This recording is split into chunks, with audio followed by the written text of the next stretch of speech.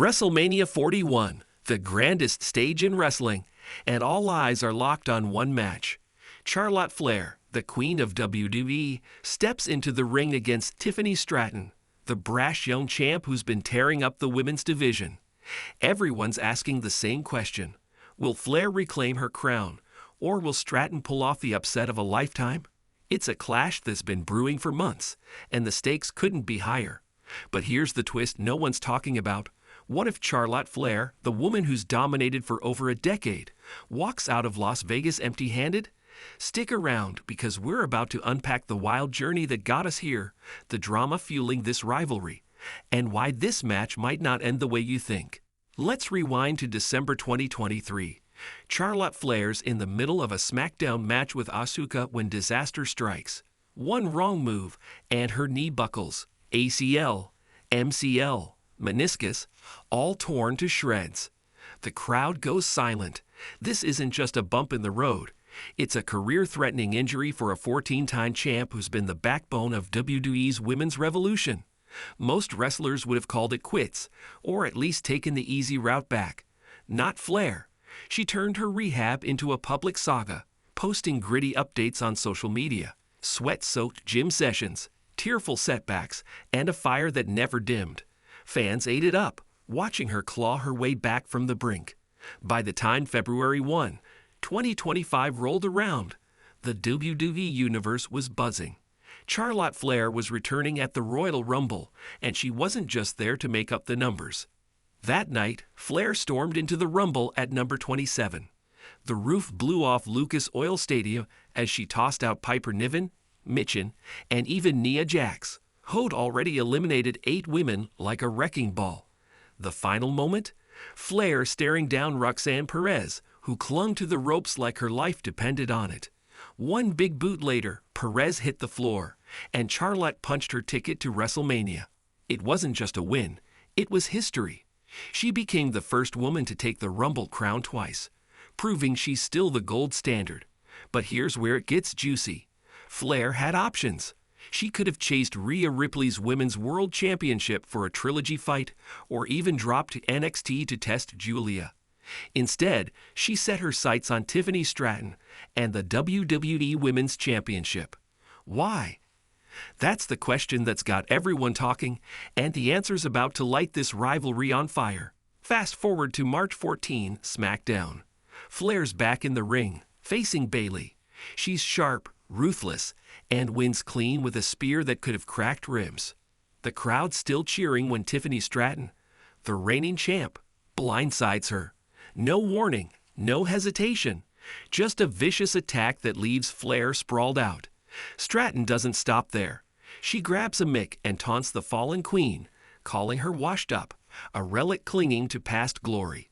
Flair fires back on X the next day, jabbing at Stratton's Barbie doll look, while Stratton claps back, questioning why Flair's obsessed with appearances when her legacy's crumbling. The shades flying fast, and suddenly, this isn't just a title match, it's personal. Respect's out the window, replaced by attention that's got fans picking sides. But there's a spark here you can't ignore. Stratton's admitted Flair inspired her to wrestle. She saw Charlotte on SmackDown years ago and thought, that's who I want to be. Now she's got a chance to take down her hero. That's the kind of drama that keeps you glued to the screen. Now let's peel back the curtain. Everyone's acting like Flair's got this in the bag. She's the GOAT, right? Triple H loves her, the crowd chants woo every time she steps out, and she's one title away from tying her dad Rick and John Cena at 16. On paper, it's a slam dunk. Charlotte beats Stratton, claims the belt, and cements her legend. But hold up. What if that's not the plan? What if WrestleMania 41 isn't about Flair's coronation, but her fall? I know, it sounds crazy, but hear me out. Flair in 2025 isn't the unstoppable force she was 5 years ago. Check the stats. Back in 2023, her win-loss record was barely scraping above 500.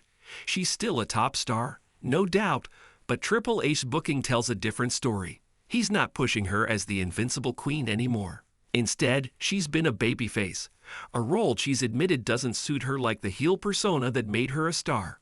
Something's off, and it's got me wondering if WWE's setting the stage for a shocker. Here's where it gets wild. WWE's women's division is in the middle of a youth movement. Think about it.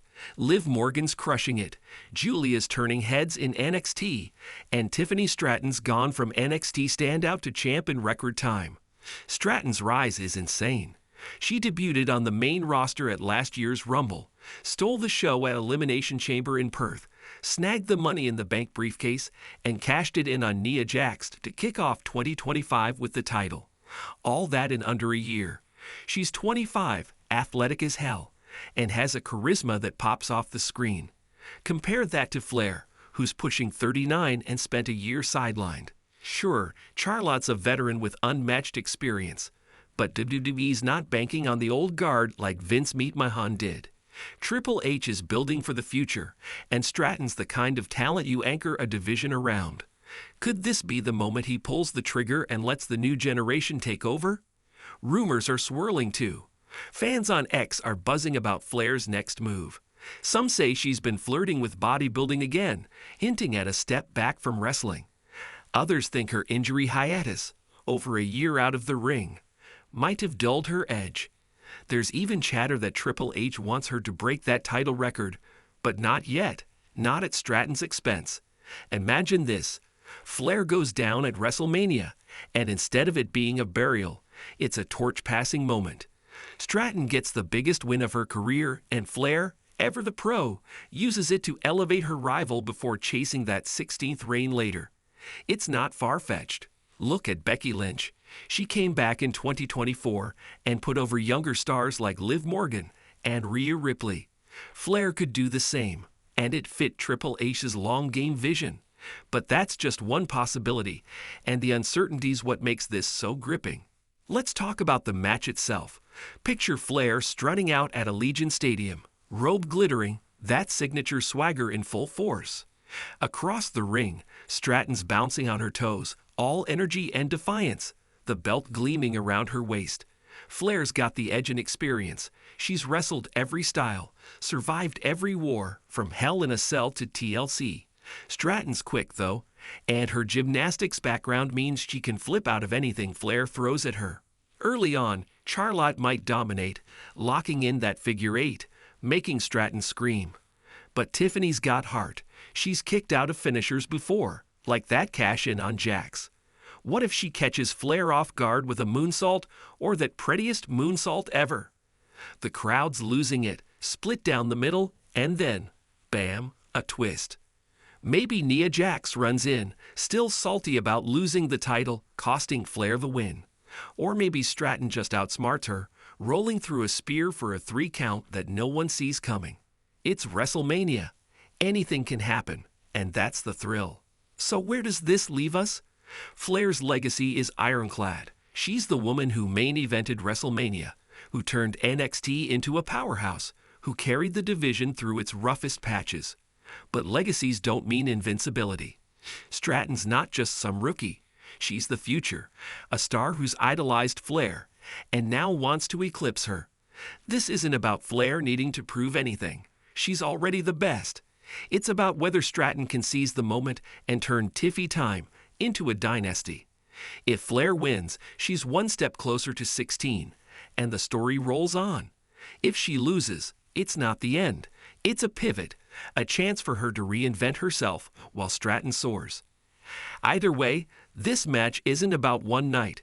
It's about where WWE's headed next. Think about it. WrestleMania 41's on April 19 and 20, streaming live on Peacock and Netflix. The hype's building, the promos are cutting deeper, and the physicality's ramping up. Last week on SmackDown, Flair ambushed Stratton after a match, locking in that figure eight until refs pried her off. Stratton's limping, but she's not backing down. She's promising to expose Flair as a has-been. The road to Vegas is paved with chaos, and every episode's adding fuel to this fire. Will Charlotte Flair walk out with the gold, or will Tiffany Stratton shock the world? I've got my pick, but I want to hear yours. Drop it in the comments. Do you see the Queen reigning supreme, or the Princess stealing the throne? This one's too close to call, and that's why it's going to be unforgettable.